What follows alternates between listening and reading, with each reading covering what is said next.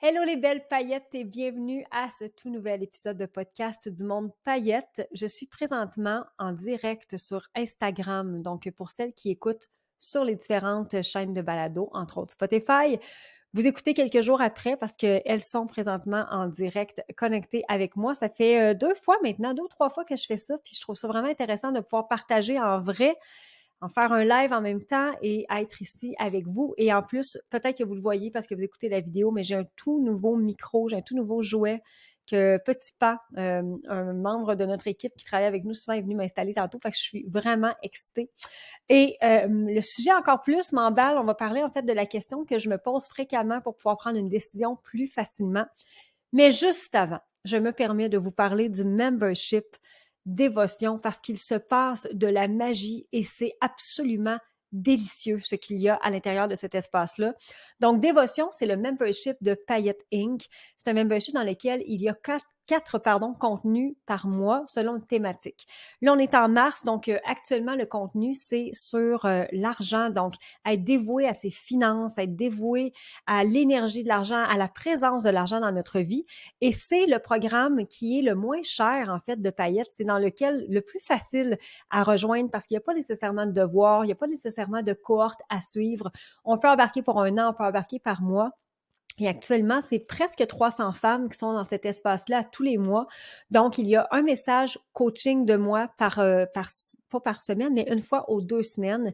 Je suis là. Par la suite, il y a une propulseuse à paillettes. Comme ce mois-ci, nous avons Christine Gravel, qui est une planificatrice financière et qui vient de faire en plus une nouvelle capsule bonus parce qu'elle vient de présenter vraiment comment faire un budget, puis pas juste comment faire, c'est comment être à l'aise, comment être aligné en fait avec son budget, comment faire en sorte que le budget va nous ressembler, va refléter nos valeurs, va refléter ce qu'on veut. Et il y aura aussi une autre propulseuse à paillettes qui s'en vient. Donc, une semaine, c'est moi en coaching. L'autre semaine, c'est une capsule vidéo d'une propulseuse à paillettes et ainsi de suite. Et par la suite, on change de thématique. Donc, pour celles qui ont envie de venir nous rejoindre, je vous le dis, on n'avait pas d'attente en fait avec ce programme-là parce qu'on l'a lancé en août dernier. En fait, il y a eu Dévotion 30 jours, puis par la suite, on en a fait un membership. Et de mois en mois, ça augmente. De mois en mois, il y a plusieurs femmes par dizaines qui joignent cet espace-là. Et je vous dis, c'est un programme qui s'écoute super facilement. Vraiment, vraiment, vraiment facilement. Donc, je vous invite à rejoindre cet espace-là. Je vais vous mettre évidemment les liens.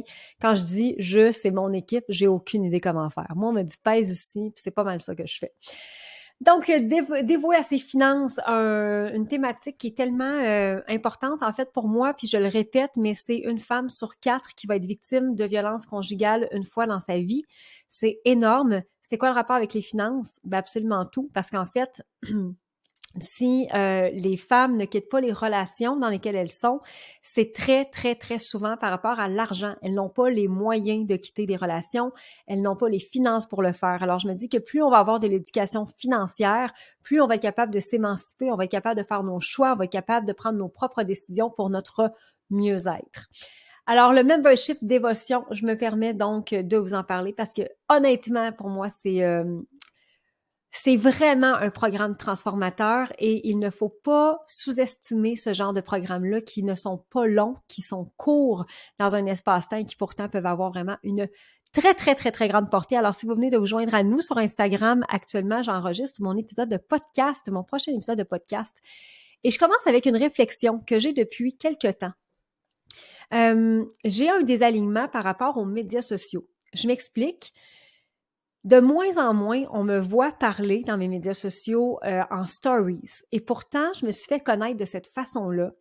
C'était très, très spontané. Je faisais souvent des stories dans lesquelles je parlais, je montrais plusieurs choses de ma vie personnelle. C'était souvent décousu, il n'y avait pas vraiment de ligne directrice. J'étais dans ma période, et je trouve ça toujours drôle de dire, mais dans ma période un peu adolescente, femme adolescente, je vivais plein d'expériences, j'étais célibataire, bref, je donnais beaucoup accès à moi. Et depuis quelque temps, je remarque que j'ai de la misère à me connecter en stories. J'ai de la difficulté vraiment à passer mes messages, à dire ce que j'ai envie de dire. Je vois pas vraiment en quoi c'est important ou pertinent de montrer l'envers de mon décor, quoique j'ai envie parfois de le faire quand il y a quelque chose à apprendre. Mais montrer ce que je fais pour souper, juste pour le faire, et je n'ai rien contre celles qui le font, OK? Soyons bien clairs, là. C'est vraiment pas un jugement contre elles, c'est vraiment moi qui est plus à l'aise avec ça. Puis là, j'ai creusé, puis j'ai cherché, puis j'ai fait comment ça donc? Parce que, comme je vous dis, je me suis fait connaître un peu de cette façon-là parce que j'avais cette très grande proximité-là avec les gens. Puis ce que je comprends et ce que je suis en train de voir, c'est que j'ai vraiment une envie de connexion profonde. J'ai pas envie d'être en surface, j'ai pas envie de parler pour rien dire. Quand je parle d'un sujet ou quand j'enseigne, j'ai envie d'aller en profondeur, j'ai envie d'aller loin, j'ai envie d'aller deep, j'ai envie d'avoir de belles connexions. Puis en 1 minute, en stories, j'ai pas cette impression-là. Je pense pas que je peux aller vraiment là où je veux aller. Puis dans mon questionnement, je me dis, OK, j'adore faire des podcasts, donc j'adore venir ici déposer des 15, 20, 25 minutes dans lesquelles, oui, je peux parler plus, oui, je peux davantage réfléchir à ce que je vais dire, je vais travailler mon contenu parce que ce que je veux, c'est vraiment créer des œuvres d'art.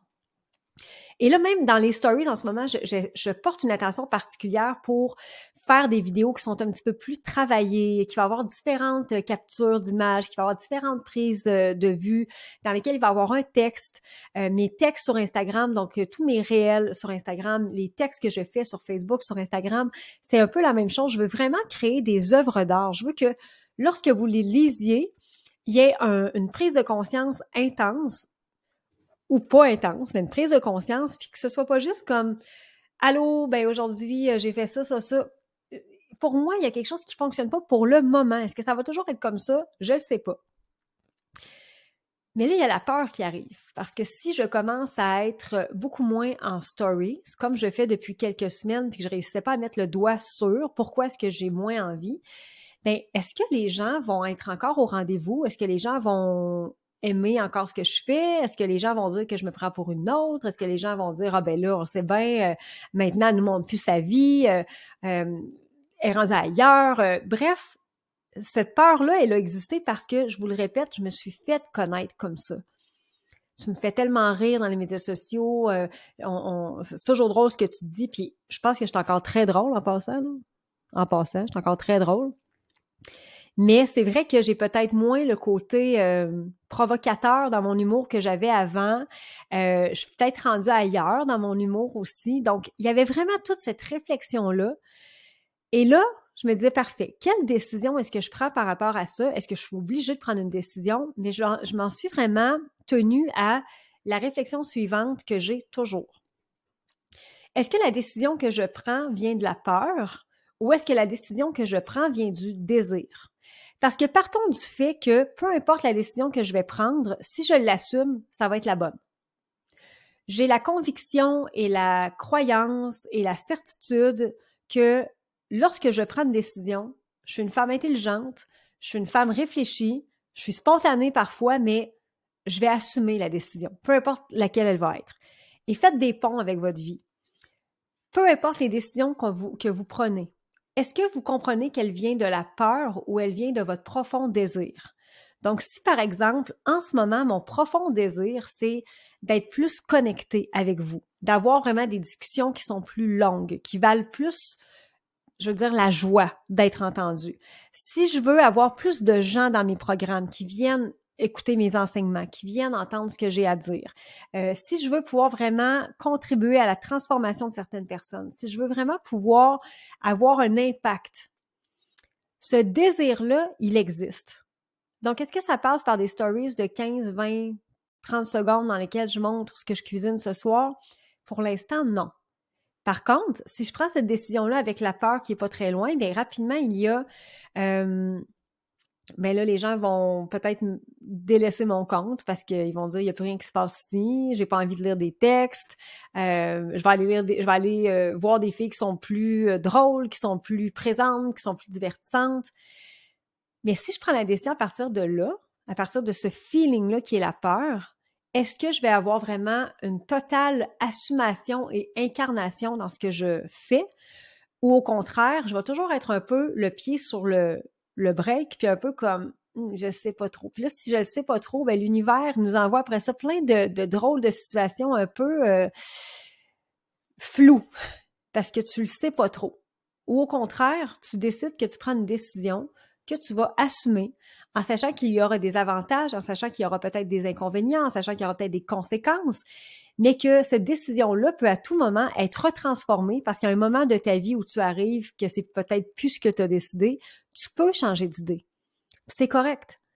Donc, à la saison où je suis dans ma vie actuellement, je prends la décision d'être moins présente en stories, parler, tout simplement parce que j'en ai moins envie.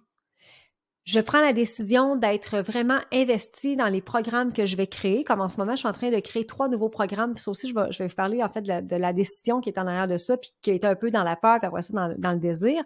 Mais je prends cette décision-là en me disant que, ben dans le fond, le contenu que je vais vous partager, puis les discussions que je vais avoir avec vous ne se passeront peut-être plus de la façon que ça s'est toujours passé.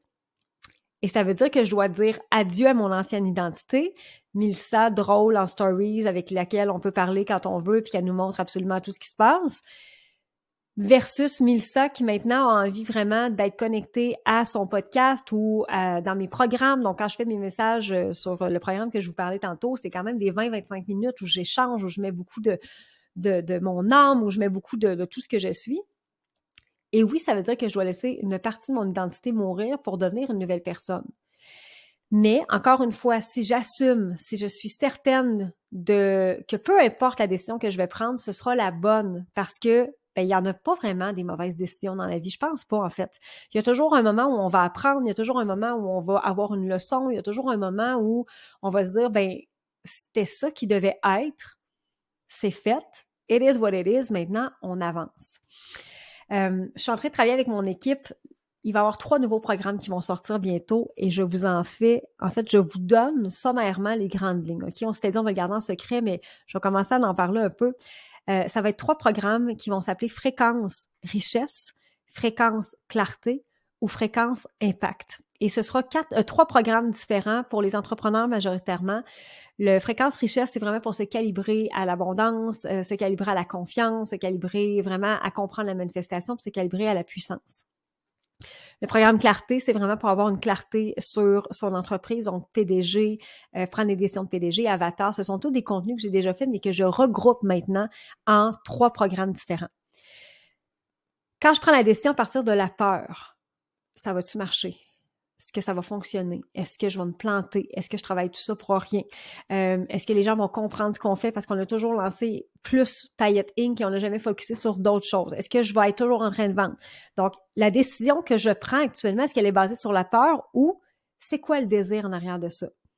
Le désir, c'est de vendre toute l'année des programmes dans lesquels ça va être ultra clair vers où te diriger. Ça, c'est un des premiers désirs.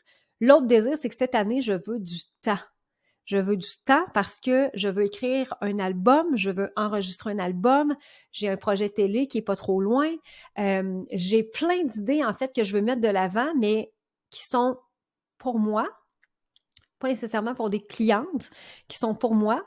Je veux vraiment ce temps-là et si je continue de créer des nouvelles choses à toutes les fois, ça veut dire que je passe pas du temps à faire mes projets que j'ai sur le côté.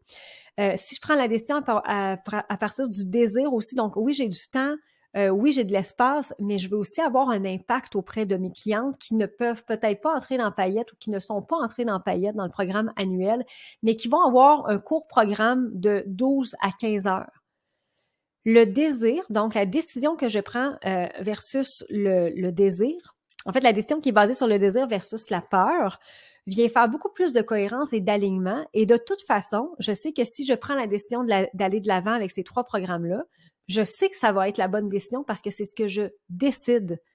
Si je me plante, il y aura un apprentissage. Et au contraire, si je décide, parce qu'après réflexion, je n'ai plus envie de lancer ces 3 programmes-là, que ça ne vient pas de la peur, ça vient du désir de ne rien lancer d'autre parce que j'en ai juste pas envie. Donc, mon Dieu, je pensais que ma caméra avait arrêté. J'ai eu peur, là. J'ai jamais eu peur de même. Je sais que peu importe la décision que je vais prendre, ce sera la bonne.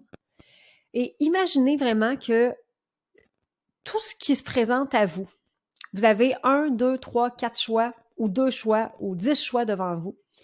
Imaginez à quel point ce serait plus facile si, peu importe ce que vous faites, ça va être pris dans un bel alignement et ça va être la décision parfaite pour vous. Puis je me rappelle quand j'ai eu à prendre des décisions très difficiles dans ma vie, puis tu te dis, tu sais, est-ce que je quitte la personne? ou je reste? Est-ce que si je quitte la personne, il va se passer ça? Puis là, évidemment, tous les millions de scénarios arrivent dans notre tête, puis là, on ne sait plus trop, on comprend plus vraiment, puis d'un coup, je me trompe d'un coup. Si on revient à la base en se disant, peu importe la décision que je prends, je l'assume et je sais que c'est la bonne pour moi parce que je fais confiance à ma puissance. Je fais confiance à mon pouvoir décisionnel, je fais confiance à mon intuition, je fais confiance à mon cœur. Est-ce que ça changerait la façon dont vous prenez vos décisions à chaque jour? Si vous avez la conviction à 100% que ce que vous décidez aujourd'hui, c'est la bonne décision, peu importe. Est-ce que vous venez plutôt de basculer dans le fait de prendre une décision par le désir ou vous continuez à être dans la peur? Parce que la peur va toujours nous ralentir, la peur va nous arrêter même, la peur va faire en sorte qu'on n'ira pas au bout de nos idées parce que justement, on est arrêté. C'est un obstacle assez majeur aussi dans un choix. Alors, c'est vraiment une des réflexions que j'ai le plus souvent. Quand je sens que je dois prendre une décision, est-ce qu'elle vient de la peur ou est-ce qu'elle vient du désir? Et si j'étais sûre à 100 000 % que c'est la bonne décision pour moi, est-ce que c'est celle-ci que je prendrais? Et tout est changement. Parce que la décision que je prends aujourd'hui, peut-être que dans 10 ans, ce sera une décision différente. Mais pour mon cheminement d'aujourd'hui, en étant dans ma pleine responsabilisation et en sachant, en ayant vraiment hors de tout doute la conviction profonde que c'est le chemin que je dois prendre, est-ce que ça devient soudainement plus léger? Des décisions, on en a à tous les jours à prendre. Des décisions aussi banales que qu'est-ce que je vais manger, des décisions aussi importantes que est-ce que je dois me séparer, est-ce que je dois changer de carrière, est-ce que je dois oser faire ceci, oser faire ça. Mais revenez à la base, peu importe. Ayez la conviction profonde que votre intuition, votre cœur, votre intelligence, votre puissance va vous mener au bon endroit. Et chacune des décisions qu'on prend dans notre vie peut être renversible, peut être réversible, peut être différente aussi, c'est correct. Mais je pense sincèrement que cette façon de voir-là, cette perspective-là devient soudainement beaucoup plus allégée dans votre vie. Alors, c'est pas une grande décision là, que j'ai à faire. Est-ce que je continue de faire des stories à tous les jours? Est-ce que j'en fais pas? Pour l'instant, j'y vais vraiment au jour le jour, mais je décide d'écouter ce qui est là. Puis ce qui est là, c'est que j'ai pas envie pour le moment. Si vous voulez venir me retrouver dans mes réflexions, ça va être sur les podcasts, ça va être dans mes formations, ça va être dans les coachings que je vais faire. Est-ce que je continue de partager ma vie dans les médias sociaux? Absolument, parce que j'ai encore envie, en fait, de partager de façon écrite. J'aime encore faire des reels, de le faire, encore une fois, je le disais tantôt, mais d'une œuvre d'art. Je veux que chaque mot soit choisi, je veux que chaque phrase ait un sens. Je veux pas écrire juste parce que je vais écrire, je veux que ce soit le plus aligné à mon essence possible. Et est-ce que je vais toujours continuer de faire des stories? Pour l'instant, pas tant ou beaucoup moins. Et je l'assume parce que je sais que pour l'instant, c'est la meilleure décision que je peux prendre. Donc, c'est pas un super de long épisode de podcast. Je voulais garder ça quand même en dedans de 20 minutes. Il y aura bientôt les annonces pour les programmes fréquences. J'ai tellement hâte parce qu'on a vraiment... Ça va, Charlie? Pardon, mon chat actuellement. Mon chat fait des siennes. Je veux vraiment pouvoir aller aider et impacter encore plus d'entrepreneurs possibles, des entrepreneurs ou des femmes de projet. Et évidemment, Dévotion, qui est le membership en développement personnel pour rajouter de la magie dans votre vie. Ce membership-là existe aussi. Et nous avons, je vous le dis en ce moment, si vous écoutez en rediffusion et qu'on est rendu comme au mois de juillet 2024, ce ne sera plus le moment.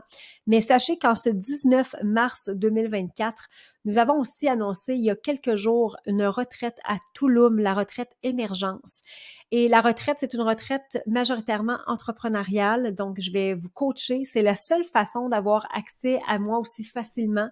C'est-à-dire que j'en fais un peu de coaching one-on-one, mais jamais en présentiel. On est en virtuel, on se parle par Voxer et là, je vais vraiment être avec vous pour pouvoir travailler sur vos entreprises. C'est une retraite, évidemment, ce n'est pas un voyage dans un tout inclus, quoique tout est inclus. Mais je ne voulais pas avoir une ambiance de tout inclus. Je voulais pas que ce soit ce que vous viviez comme expérience. Donc, la retraite émergence, c'est dans une villa, ma foi. En fait, il y en a 2 parce que nous avons 2 villas absolument incroyables qui sont majestueuses qui sont sur le bord de l'océan. Donc, dans notre cour arrière, c'est l'océan. C'est une plage privée qu'on a et nous avons un chef qui va nous faire à manger de façon impeccable, axé sur le bien-être, axé sur la santé pendant 5 jours du 7 au 11 mai. Et quand je dis tout inclus, c'est que dans le fond, il y a la retraite, il y a le billet d'avion aller-retour, il y a le transport de l'aéroport à la villa au complet, les formations, il y aura aussi le chef, donc tous les repas qui sont compris, tous les repas, tous les cocktails qui vont être là, quoi qu'on boit pas beaucoup dans une retraite paillette parce que je veux vraiment qu'on se garde dans un environnement ultra sain, que vous ayez le plus de clarté possible. Et nous avons annoncé tout à l'heure qu'il y aura une soirée spéciale sirène avec un mini shooting photo avec Marie Photo qui est ma photographe officielle avec qui je travaille toujours, et Marie Makeup qui est ma grande amie, qui est ma maquilleuse officielle aussi et qui va pouvoir vous faire un magnifique maquillage pour cette soirée-là sirène. Donc, on vient juste de l'annoncer. Alors, si vous avez envie de faire partie de la retraite Tulum Émergence, il nous reste à ce jour, je pense, c'est 4 places seulement. On va être une quinzaine de femmes en tout et partout, donc ça devrait être, je réutilise le mot délicieux, j'ai pas le choix. Je pense que ça va être délicieux. Alors voilà, les belles paillettes, à très très bientôt. On se dit bye pour, en fait, on va se rejoindre dans un autre épisode et juste avant que je termine officiellement, je vous invite à partager cet épisode dans les médias sociaux, à nous laisser un 5 étoiles, à le commenter aussi. J'aime toujours voir qui écoute et ce que ça a résonné le plus pour vous. Et rappelez-vous, la prochaine décision, est-ce qu'elle est prise en fonction de la peur ou elle est prise en fonction du désir? À très bientôt.